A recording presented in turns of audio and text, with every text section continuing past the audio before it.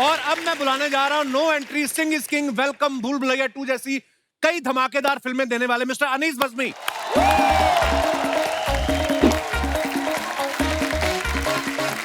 अनीस भाई बहुत बहुत स्वागत है। जोरदार तालियां अनीस भाई के लिए। और अब मैं बुलाने जा रहा हूं हम आपके दिल में रहते हैं, हमारा दिल आपके पास है, मुझे कुछ कहना है और तेरे नाम जैसी कई सुपरहिट फिल्में देने वाले मिस्टर सतीश कौशिक साहब।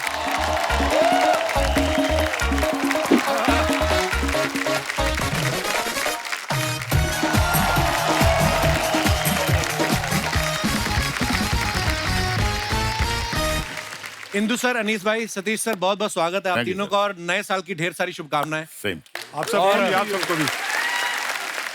मैं दर्शकों को बता दूं हमारे तीनों मेहमान जो है आज के इतने टैलेंटेड, इतने धुरंधर डायरेक्टर हैं, ये चाहे ना तो मुझे लेके भी फिल्म बना सकते हैं।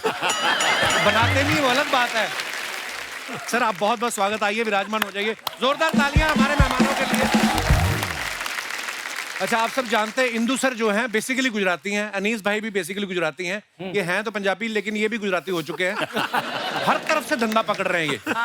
एक्टर तो हैं ही, राइटर भी हैं, ये डायरेक्टर भी हैं, रेडियो पे ये काम कर रहे हैं, टीवी पे, ओटीटी, इवेंट्स, सब कुछ। सर इतना काम करने के पीछे क्या रीजन है? आपको घर पे बैठना पसंद नहीं है या आपकी मैडम को आपका घर पे बैठना पसंद नहीं है? हर तरफ छाए हुए हैं आप। एक्चुअली जहाँ से हम लोग आए हैं ना, जहाँ से आप भी आए हो जी, नॉर्थ से, और जिनको फिल्मों में काम करने का शौक होता था उनको तो बस काम मिलता रहे मिलता रहे मिलता रहे और काम करते रहो।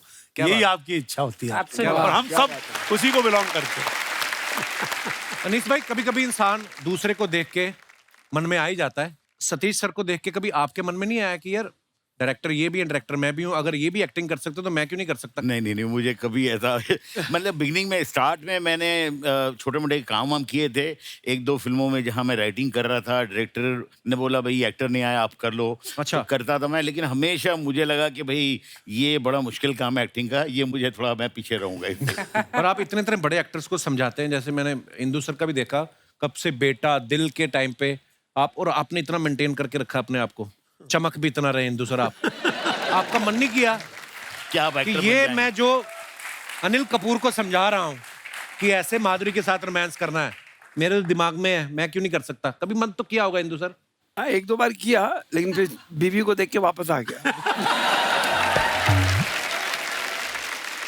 मैंने अनीस भाई सुना आपने भी शत्रु सर के एक बचपन का रोल किया है। जी। क्या बात कर रहे हैं? क्या बात Seriously? कर रहे हैं आप? नसीब फिल्म में बिगनिंग में वही था कि थोड़ा छोटी मोटी 2-3 पिक्चर 4 पिक्चर में और किया मैंने। लेकिन मुझे ये लगा कि जब मैंने राज कपूर साहब को ज्वाइन किया उसके बाद मुझे एक्चुअली क्या है कपिल भाई, कोई बताने वाला नहीं था कि मुझे क्या करना है, तो क्या क्या नहीं करना है वो मेरी समझ में आ रहा था।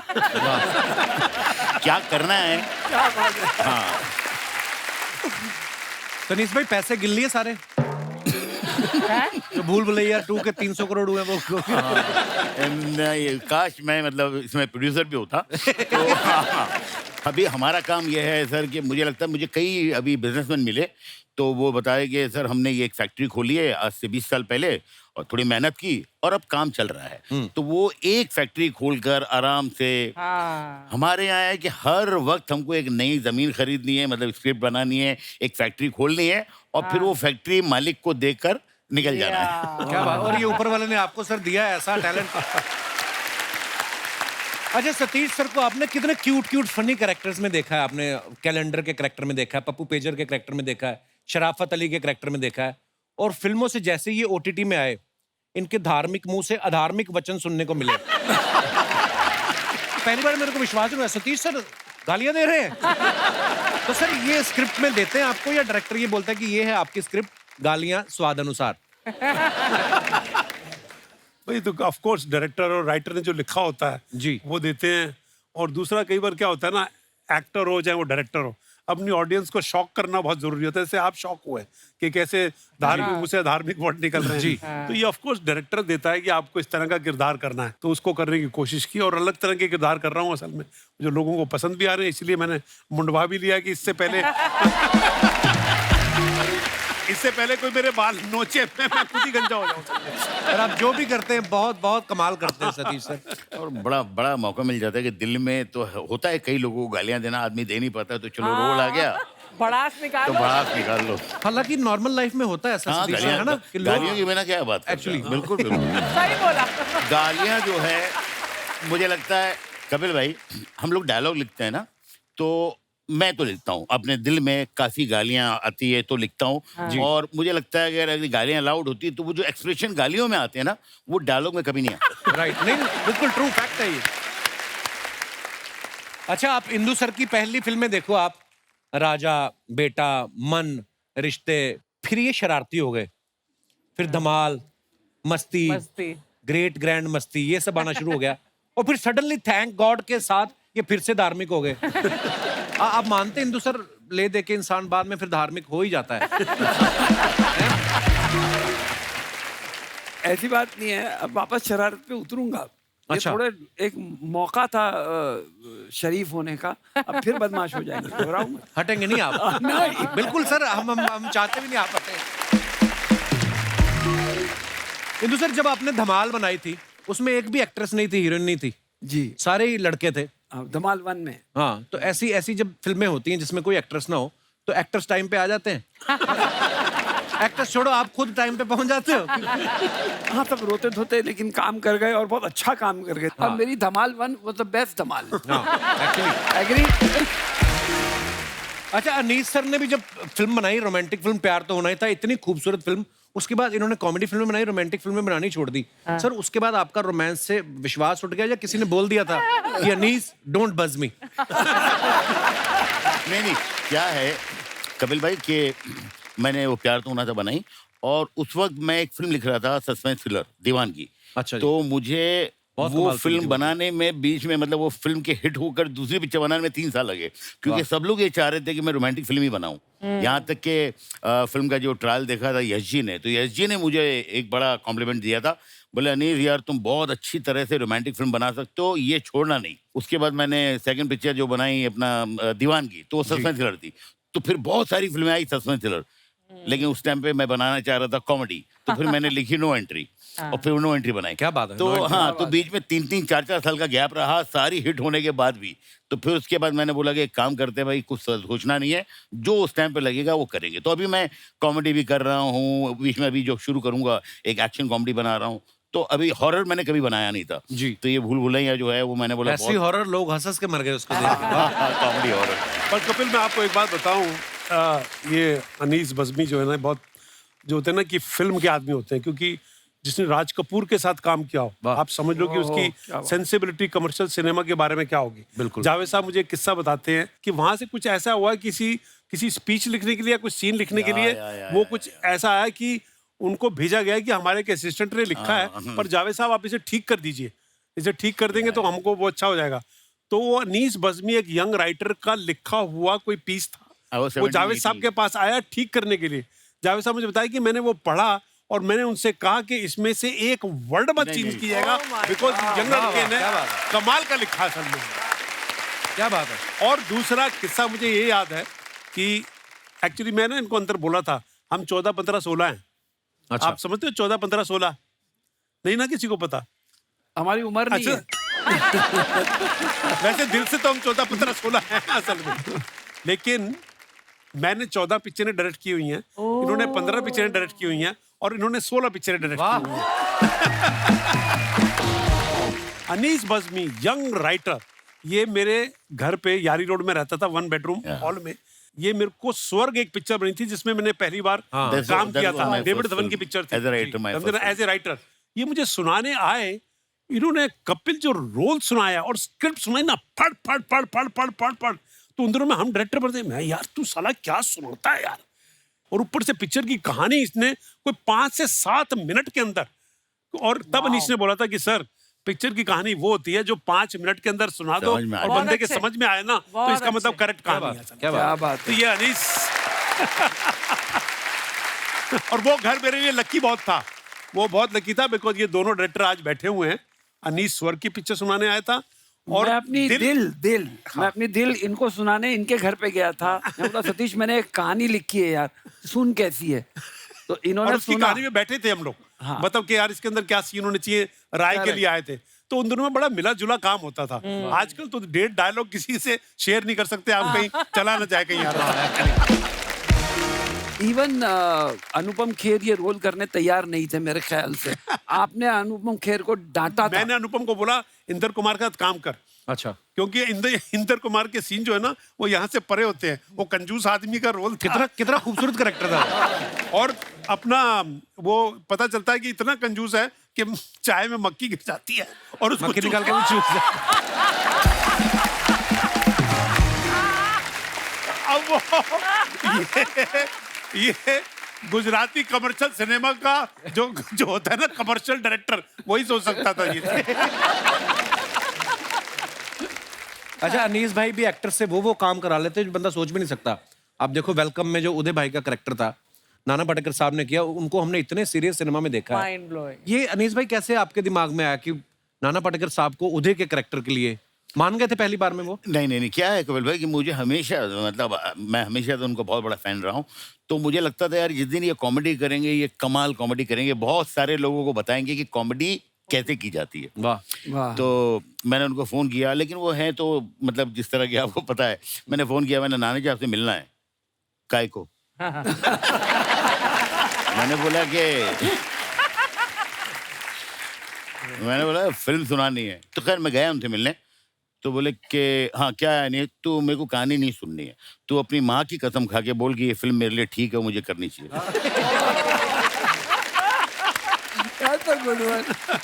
मैंने बोला नहीं आप सुन लो यार। तो बोले कि अच्छा कितनी देर में? मैंने बोला कि भाई मैं आपको 3 घंटे में सुना सकता हूँ, 30 मिनट में सुना सकता हूँ, 3 मिनट में। आपको कितने? बोले मैं 3 घंटा है। मैंने 3 घंटा उनको कहानी सुनाई, गले वले मिले। मुझे आज तक याद है वो डायलॉग, उन्होंने बोला कि मैं अनीस कच्ची मिट्टी है, तेरे सेट पे आएगा, जिस रूप में ढलना है ढाल लेना। वाह। उसके बाद पूरी फिल्म लोग कहते हैं कि बहुत तकलीफ देते हैं और बहुत टेम्पर है, कुछ भी मुझे नहीं लगा। मुझे लगा सबसे आसान काम करना जो है वो नाना जी के साथ है। क्या बात। अगर वाह।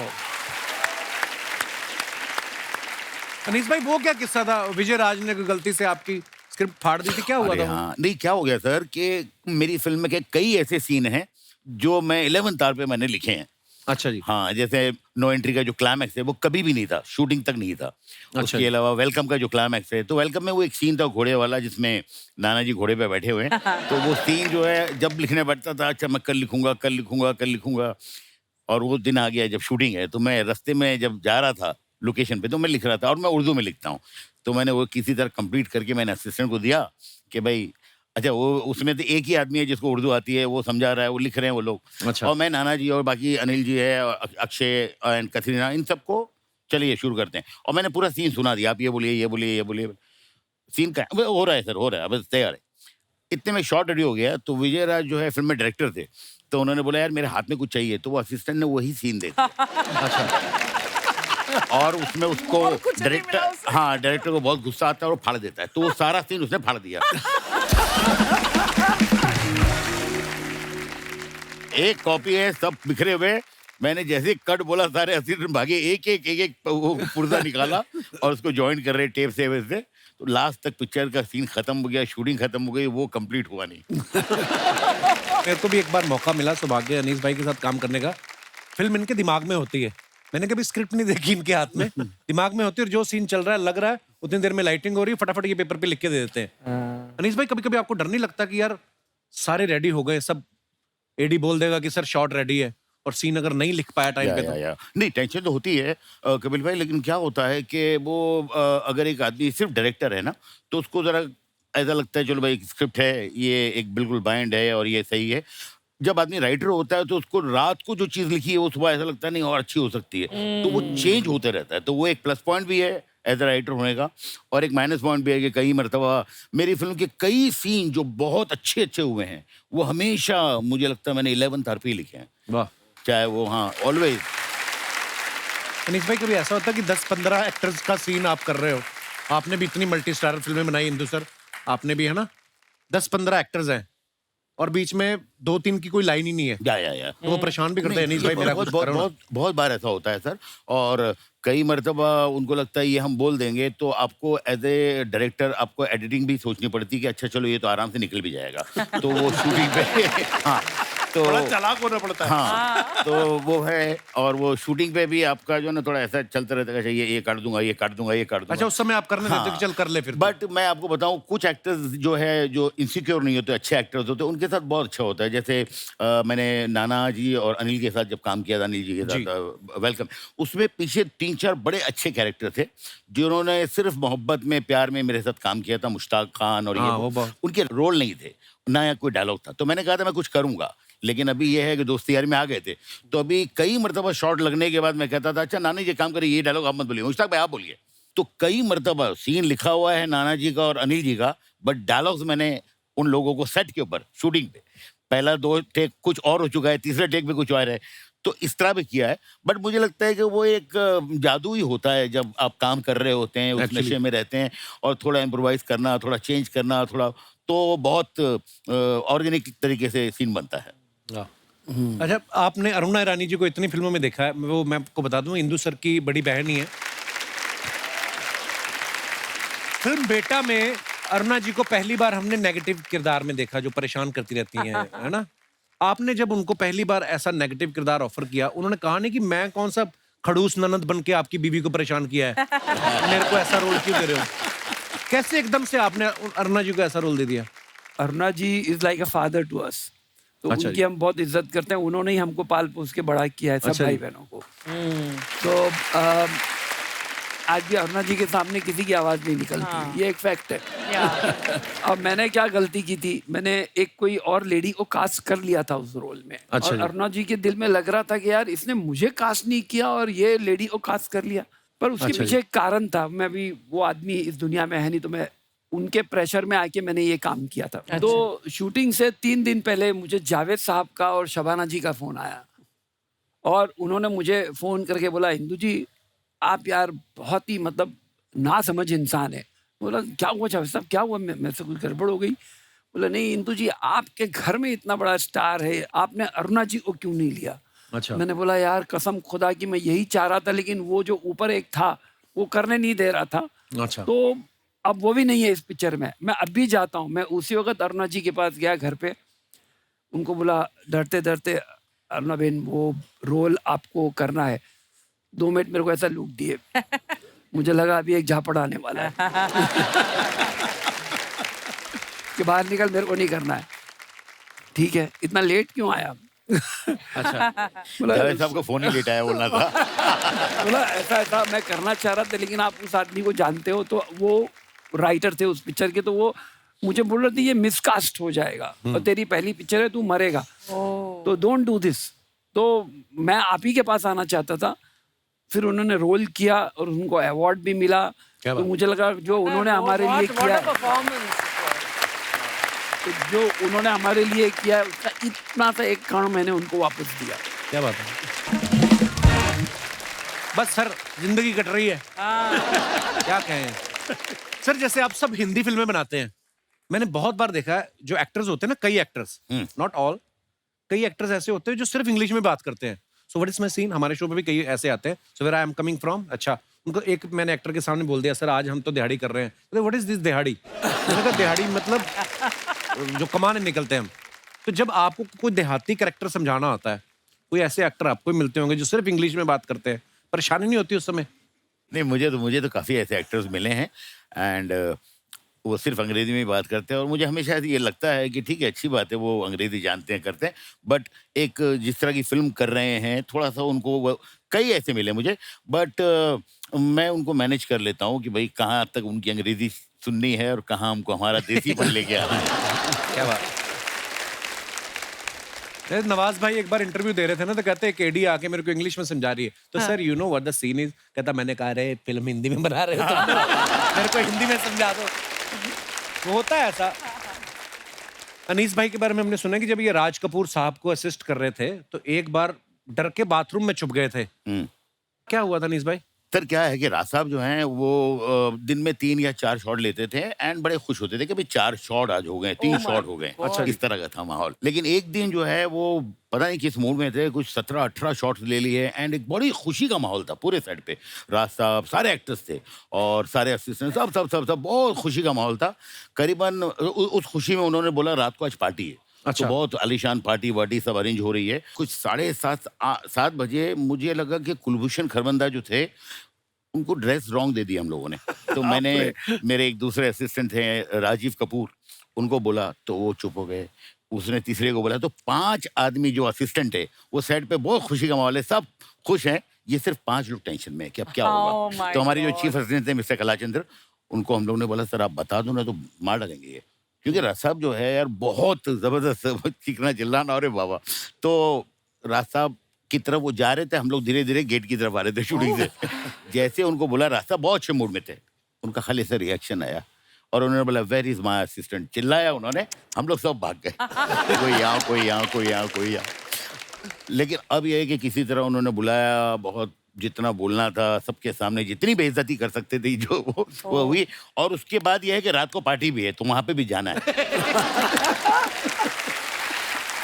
कोई असिस्टेंट पार्टी में जाना नहीं चाह रहा है, लेकिन जाना है पार्टी में। और फिर पार्टी रात के 2-3 बजे तक, वहाँ सारे लोग जो है सिर्फ इतने ही देख रहे हैं, शमी कपूर साहब और बहुत बहुत लोग थे, ऋषि कपूर, पद्मिनी कोल्हापुरी, और सब लोग ये क्या ड्रेस रॉन्ग दे दिया।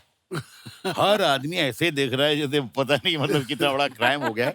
उसके बाद हम लोग जा रहे थे मैसूर, तो उस गुस्से में साहब ने सबकी प्लेन की टिकट कैंसिल करवाई और जो एक लाइटें वाइटें रखते हैं जिस ट्रक में, उसमें सारे असिस्टेंटों को बोला कि ये लोग मैसूर जाएंगे। मेरे ख्याल से वो हम लोग निकले अपना चैम्बूर से और उसके नीचे कुछ एक मशीन था वो गिर गया। तो मैंने पूछा मैसूर कब आएगा, खैर हम लोग 3 दिन बाद पहुंचे। और हम लोग जैसे बोल रहे हैं ना कि कई बार असिस्टेंट से गलती होती है, ऐसे में कई बार डायरेक्टर से भी गलती हो जाती है। अच्छा जी। मैं आपको अपनी पिक्चर हमारा दिल आपके पास है, जो मैंने अनिल कपूर और ऐश्वर्या राय के साथ बनाई थी जी, उसमें मैं एक दिन ना बड़े प्रॉब्लम में फंस गया।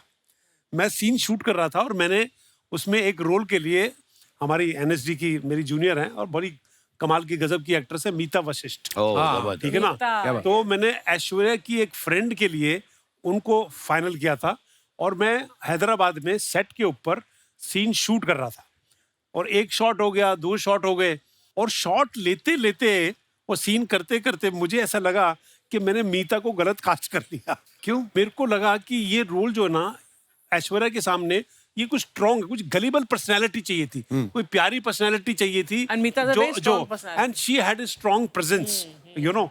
तो वो ना बैलेंस नहीं हो पा रहा था। एज ए डायरेक्टर का होता ना कि गलती हो गई मेरी, यार इसको मैं क्या करूं यार। तो मैंने ना शूटिंग, मैंने लंच ब्रेक कर दिया जल्दी 12 बजे ही, और मैं मीता जी के पास गया और मीता को मैंने से बोला, मीता मेरे से ना एक गलती हो गई है। कहती क्या हुआ, व्हाट हैपेंड? मैंने कहा आप है ना गलत कास्ट हो गई है उसके अंदर, मेरे को है ना। और मैंने उनको अपना रीजन बताया and she said even I am feeling that I am wrongly cast in this role, you know. और हम दोनों ने लंच में बैठ के डिसाइड किया कि इस रोल में कौन होना चाहिए। और डिसाइड करने के बाद अपना वो तनाज करीम लड़की है ना, वो थोड़ी सी स्वीट और इस तरह की गलीबल पर्सनालिटी की लड़की थी वो, तो हम दोनों ने तनाज को कास्ट किया। मैंने उसी वक्त उसको फोन किया कि तनाज ऐसे ऐसे है, can you come tomorrow morning? I will come this thing and I had a lavish party for Meeta Vashisht that day. आज भी मेरी कागज लास्ट पिक्चर में काम किया, but hats off to her that she listen to it और मेरी गलती को उसने, मेरी गलती को ठीक किया उसने। बड़ी बात है। अरे सर कागज भी बड़ी कमाल की पिक्चर बनाई आपने। कागज 2 भी आ रही है? हाँ, कागज 2 थोड़े कागज रह गए थे उसमें पिछली वाली में। अभी तो ये कागज और होते रह गए कि कागज हमारी जिंदगी का सबसे बड़ा अहम हिस्सा होता है। तो कागज 2 कल ही शूटिंग खत्म हुई है उसकी सारी। क्या बात है, बड़ा रेलेवेंट मुद्दा है वो। वाकई आदमी जिंदा सामने खड़ा है, उसके ऊपर नहीं मानते लोग, कागज दिखाओ कि ये है कि नहीं है। तो क्या बात है सर। अच्छा, कभी कभी ऐसा होता है ना नीरज भाई, आप तो राइटर भी हैं, आप समझते हैं इस बात को। राइटर ने लिखा कि हीरो हीरोइन स्विट्जरलैंड की हसीन वादियों में गाना गा रहे हैं जी। पीछे से प्रोड्यूसर कोहनी मारता है कि लोनावला कर स्विट्जरलैंड का। कभी ऐसा हुआ आपके साथ कि आपने लिख दिया हो बड़ी लोकेशन दूर की फॉरेन की? नहीं सर, मैं हमेशा ही लिखता हूँ कि बोले लोकेशन क्या है फॉरेन की, जहाँ से सब्सिडी ज्यादा मिल रही है। तो हाँ, मुझे लगता है कि यार मैं इस तरह काम करता हूँ। बट मेरे एक राइटर दोस्त थे, वो बेचारे बहुत अच्छे राइटर थे, लेकिन उनकी कोई कहानी ले ही नहीं रहा था, क्योंकि वो काफी बड़ा सोचते थे।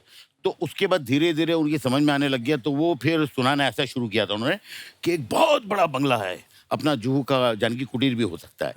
तो हर चीज का अल्टरनेट बेचने लगे। जबकि मैं आपको बताऊं, हम तीनों की आदत है ना, एक आदमी ने खराब की है, किसने? जिसका उल्टा होता था कि उसको बोलो कि सीन लोनावाला का है तो वो कहता है स्विट्जरलैंड में शूट करो। बोनी वो है सर? बोनी कपूर। अनीस भाई, वो जो फिल्म में मैं भी था, उसमें 5 दिन गाना शूट किया था जयपुर में। मेरा इसमें एक सीन था, गिली गिली शू ऐसे करके मैं भी 5 दिन एंजॉय 5 स्टार। अच्छा, जैसे ना सतीश सर, हमने देखा है, आप सब गवाह होंगे, जब कोई फिल्म देखते हैं, हम फिल्म के अंदर भी दिखाते थे, फिल्म के अंदर फिल्म की शूटिंग हो रही थी, हीरोइन की मम्मी जरूर आती थी। वो किसके लिए आती थी? एक्टर के चक्कर में आती थी कि डायरेक्टर के चक्कर में आती थी? मम्मी तो अपनी बेबी के लिए आती थी बेबी असल पर में ना। नजर रखने आती हाँ। थी सतीश, है ना? हाँ, पर डायरेक्टर भी मम्मी को ज्यादा भाव ज्यादा देते थे असल में, क्योंकि उधर तो काम बन नहीं सकता, तो मम्मी पे काम बन जाएगा। सर, आपकी कुछ फोटोग्राफ्स हैं जो आप अपने फैंस के लिए डालते हैं, उसके नीचे लोग कमेंट्स बड़े मजेदार करते हैं। कुछ हमने फोटोग्राफ्स निकाली हैं, आपको दिखाना चाहते हैं, दिखाइए जरा। अनीस भाई ने ये फोटो डाला है, scrolling through all the love received for भूल भुलैया 2। नीचे कमेंट्स देखते हैं। ये टेंशन में है कि बैंक ने ये 125 रुपए किस बात के काट लिए। फिल्म हिट होने के बाद प्रोड्यूसर ने प्रॉफिट की जगह लड्डू भेज दिए। अब ये हिसाब लगा रहे हैं कितने के लड्डू भेजे। कई लोग दूर से बिजी नजर आते हैं, पास जाके देखो तो वो लूडो खेल रहे होते हैं। हीरोइन के बाहर जाते ही चुपचाप उसके फोन से खुद को फॉलो करवाते हुए अनीस बजमी। और दिखाइए, सतीश सर ने ये फोटो डाला है हनी सिंह के साथ। It was fun to be part of superstar singer yo Honey Singh latest song जाम। It is out now, enjoy the song, you will love it. आइए नीचे कमेंट्स देखते हैं। इस फोटो में एक हनी सिंह है, दूसरा फनी सिंह है। हनी सिंह की आंखें और सतीश कौशिक जी की खुशी देख के लग रहा है कि पार्टी में नोरा फतेही भी आई। और दिखाइए, अभी तो सतीश जी ने सारे बटन लगा रखे हैं, जैसे जैसे खाना पीना चलेगा एक एक बटन अपने आप खुलता जाएगा।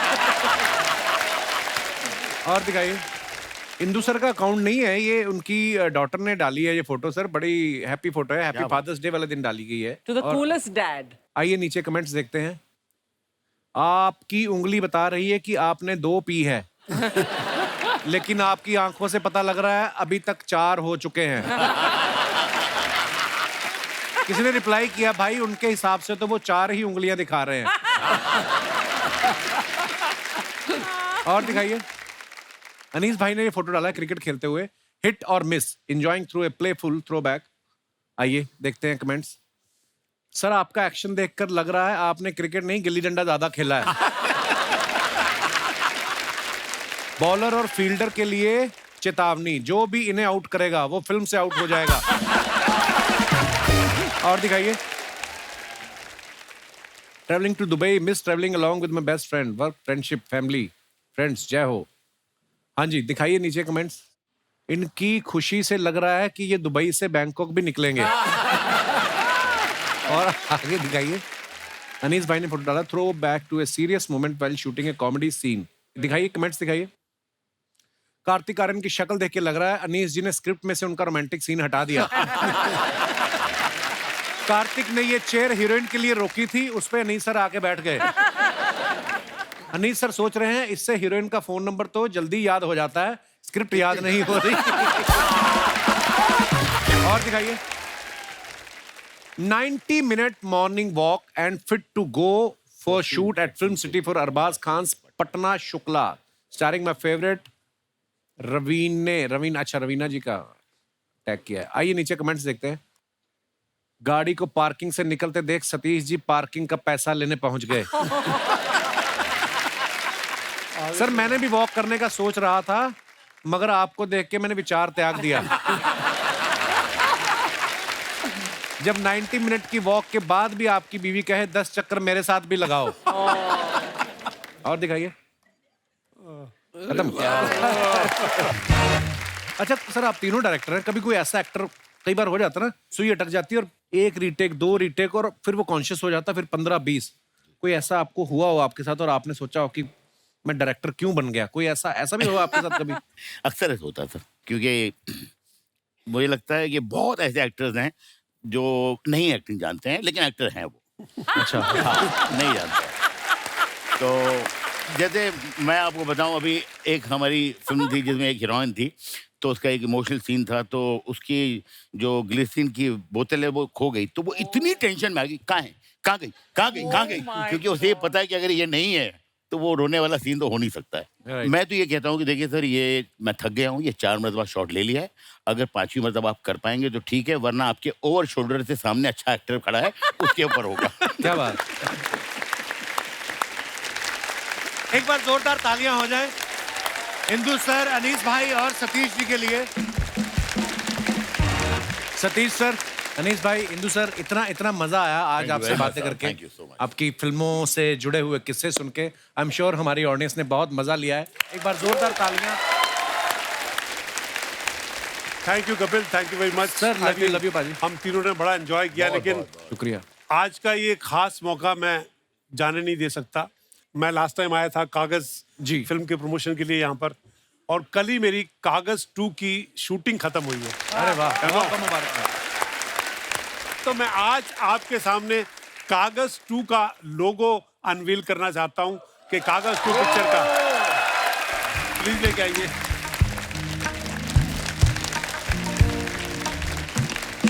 कपिल जी हैं, अर्चना मेरी जान, ये जान, अपने रास्ते बनाने के लिए दूसरों के रास्ते बंद मत करो। क्या बात है सर, कितनी ब्यूटीफुल लाइन है। Congratulation Satish sir. Thank you very much, thank you very much sir. एक बार खुल के तालियां हो जाए हमारे मेहमानों के लिए।